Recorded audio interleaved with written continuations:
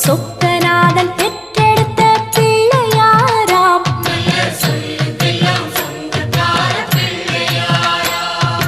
கைலாய மலைய விட்டு தெற்கே வந்தாராம். இந்த பிள்ளையாரு பட்டி கண்டு இருந்து விட்டாராம்.